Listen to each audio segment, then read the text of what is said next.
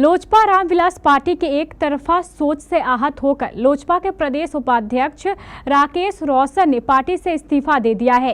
बता दें कि लोजपा के सक्रिय सदस्य रहे बृजनथी सिंह के बेटे राकेश रोशन ने आज संवाददाता सम्मेलन कर अपने पिता और रामविलास पासवान के संबंध को बताते हुए कहा कि पार्टी के लिए हमारे परिवार ने काफी त्याग किया है, लेकिन अब पार्टी के अंदर गंदी और स्वार्थ की राजनीति के कारण हमें पार्टी छोड़ना पड़ा है।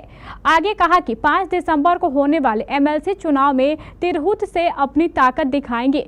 सुनिए आगे क्या कुछ कहा है राकेश रोशन ने। 2 दिन पहले लोक जनशक्ति पार्टी रामविलास के प्रदेश के उपाध्यक्ष के तौर पे मैं काम कर रहा था और रात्रि पहर में पार्टी से नोटिस आया कि आप कारण बताइए कि आप तिरहुत स्नातक क्षेत्र में किस प्रकार से तैयारी कर रहे हैं। उस नोटिस के जवाब में मेरे द्वारा पार्टी के प्राथमिक सदस्य और जो पद मुझे दायित्व मिला था उससे मैंने अपने आप को वहां से हटा लिया और पार्टी से इस्तीफा दे दिया। आप सब जानते हैं कि मेरे द्वारा लोक जनशक्ति पार्टी रामविलास में आईटी से एक ऐसा सोशल मीडिया प्लेटफॉर्म बनाया गया था 2017 में, उसका मैं संस्थापक अध्यक्ष भी रहा हूं और पार्टी के छात्र जीवन से लेकर पार्टी के प्रदेश उपाध्यक्ष तक पार्टी की सेवा की। आदरणीय रामविलास पासवान जी के साथ काम करने का मौका मिला। उनके सांसद प्रतिनिधि के तौर पे भी मुझे इतने कम उम्र में काम करने का मौका मिला। उनका स्नेह, प्यार और आशीर्वाद सदैव मेरे मुझ पर रहा है और आने वाले समय में भी मुझे आशा है, पूर्ण विश्वास है कि आदरणीय चिराग पासवान जी का भी आशीर्वाद हम पे बना रहेगा। आदरणीय चिराग पासवान जी के परिवार से हमारे पिताजी और उनके पिताजी का एक आत्मीय लगाव था। दोनों अब इस धरती पर नहीं रहे।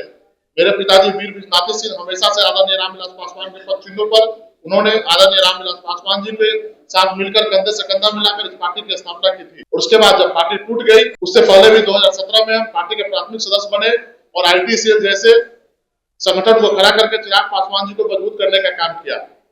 जब पार्टी टूट गई, उनके साथ कोई खड़ा होने वाला व्यक्ति नहीं था।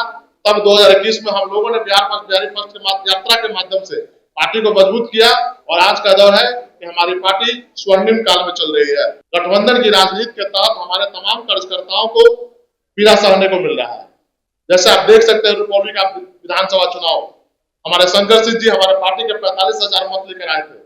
उनको दिल्ली के गलियारों में दौड़ रहे थे टिकट के लिए, लेकिन उनको कह दिया गया कि जाके आप स्वतंत्र रूप से चुनाव लड़िए। और हम चाहते थे कि तिरहुत स्नातक क्षेत्र का चुनाव लड़ने के लिए जब देवेश चंद्र ठाकुर जी को टिकट मिला, उस समय सबको पता है कि सीतामढ़ी का सीट ऐसा है कि अगर एनडीए से कोई भी व्यक्ति चुनाव लड़ता तो चुनाव निकाल लेता। और उस समय से ही हमको पता था कि आदरणीय देवेश बाबू चुनाव जीतेंगे और ये सीट खाली होगी। और उस सीट पे तब से मैंने तैयारी अपना चालू कर दिया।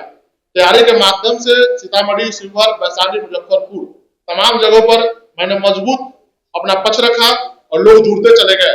और उत्तरी बिहार की दुर्दशा देख के मुझे लगा कि नहीं, इस उत्तरी बिहार के लिए काम करना चाहिए। अब तक जिन नेताओं ने बिहार की कल्पना करते हैं, बिहारी फर्स्ट की कल्पना हमारी पार्टी करती है, लेकिन आप देखिएगा कि जो एनडीए सरकार के द्वारा 58,000 करोड़ का पैकेज मिला है, उसमें भी बंटवारे में बेईमानी हो गई। हम जिस तिरहुत स्नातक निर्वाचन क्षेत्र की बात करते हैं, उसमें आप देखिएगा शिवहर, सीतामढ़ी, वैशाली, मुजफ्फरपुर, पूर्वी चंपारण, पश्चिमी चंपारण जिला आते हैं। इन जिलाओं में 7 लोकसभा क्षेत्र है, 7 का 7 एनडीए थे।